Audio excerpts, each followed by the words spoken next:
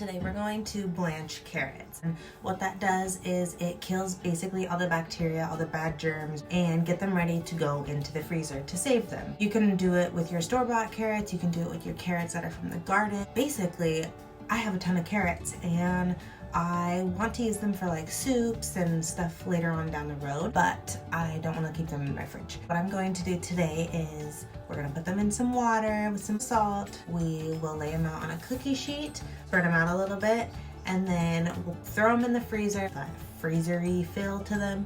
Throw them in a bag. I don't have a vacuum sealer yet. That's on my list, but we're going to throw them in a bag, take all the air out, and then they are in the freezer, ready to go with the same sweet taste. They won't get mushy. They will stay perfect. Feel, taste fresh.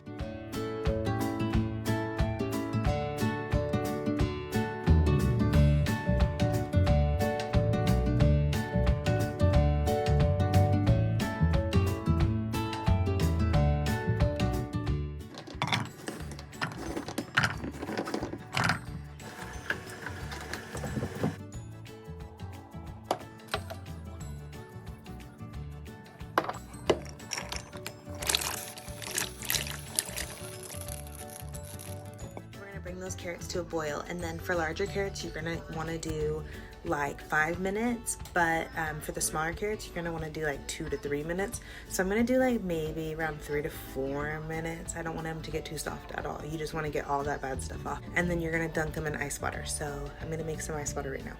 Make it.